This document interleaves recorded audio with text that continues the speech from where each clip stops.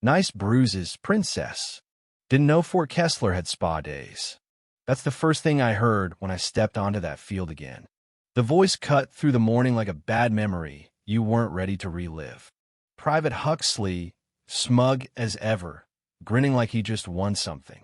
And yeah, some of the guys laughed, but not because it was funny, because they were waiting to see if I'd break.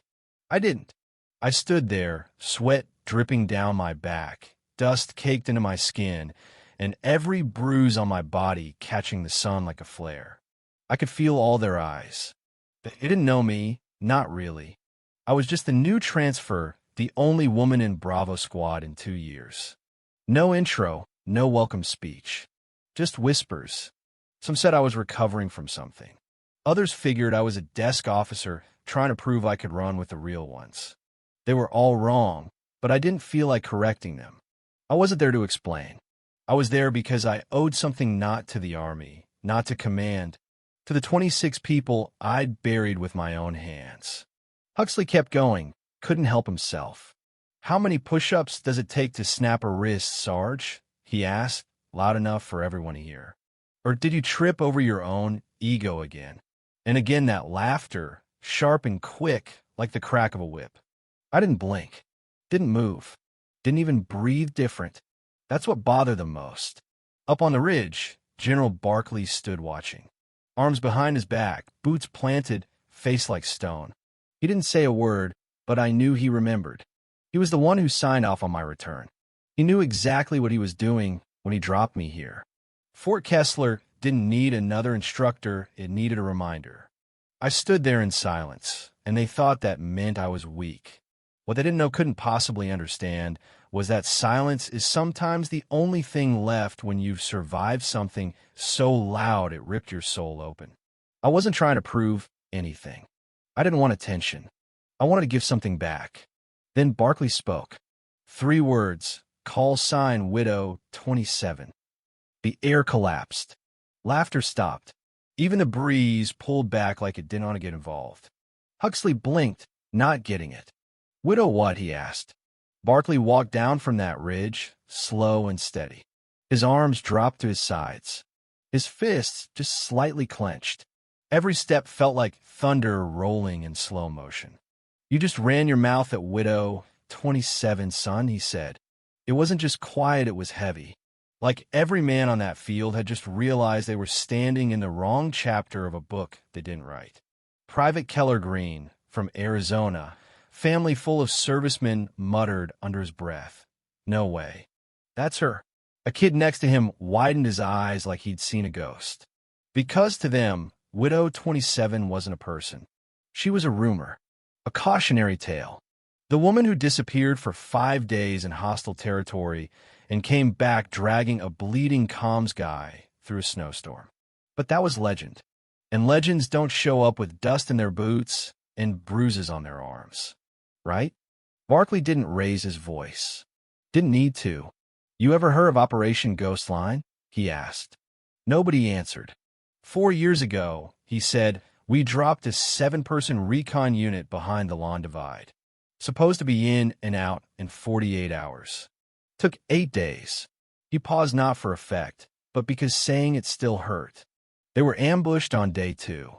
2 dead on impact. Another bled out before sunrise. 1 vanished. That left 3. The field was still. 1 had shrapnel in his chest, couldn't breathe. Another was unconscious. And the last, shot through the thigh. Ribs cracked. No meds. No evac. 12 miles through ice and shadow. His eyes found me again. I hadn't moved. She carried one on her back, dragged the other on a sled she built out of pack straps and a busted rifle. No backup, no radio, just her own breath and the voices of men too broken to scream. They didn't speak. They didn't have to, because now, even the ones who laughed were starting to understand not the story, but the silence. Barkley turned back to them. "You think she came back for medals?" "She came back because some people don't leave the fire. They carry it with them." And suddenly, I wasn't a curiosity anymore. I wasn't a bruised woman in a sweat-stained tank top. I was someone they hadn't prepared themselves to meet. You think command assigned her here? Barkley continued. She asked to come back. She could have walked away. Full discharge. Honors. Clean file. But she didn't. Now, even Huxley had his eyes down. She asked for the hardest job we had to train pre-deployment cadets. Not from behind a desk. Not with war stories. With scars. That hit them. You could see it. They weren't looking at a woman anymore. They were looking at what survival looks like when you stop pretending it's pretty. That evening, the mess hall buzzed like usual. But something was off. No loud voices. No stupid jokes. No swagger. I sat in the corner alone, like I always did. Same tray, same posture, same silence. I didn't expect anyone to join me, didn't want them to. But then a tray dropped beside mine. No words, just presence. Then another, and another. They sat without speaking, without apologizing. They just sat. And every now and then, one of them looked over. Not with pity, not with guilt, with something harder to earn, something heavier. Recognition. One of them, voice barely above a whisper, asked, "Why widow, 27? I didn't look up, didn't pause. I just said, "Because I buried 26. I'm number 27. The table went still. No follow-ups. No more questions. Just silence, not uncomfortable. Reverent. Because sometimes strength isn't about how loud you are. It's about how much pain you carry and still show up. How much you bleed without asking anyone to notice.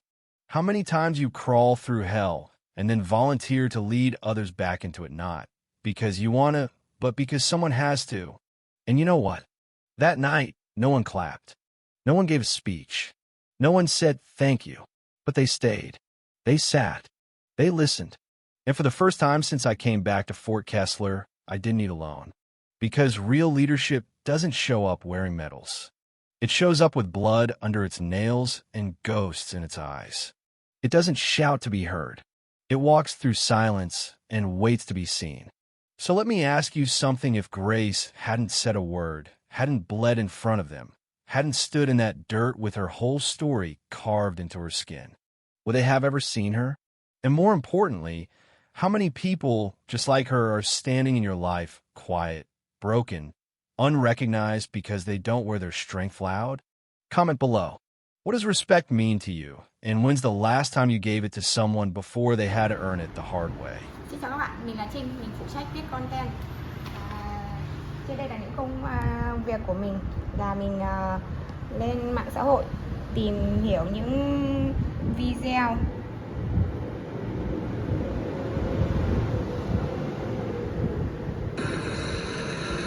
Vamos supor, você falou negócio sério. It is cold, yeah. If there's any trouble, let somebody know, please. After the tree to hold on to. Yeah, they're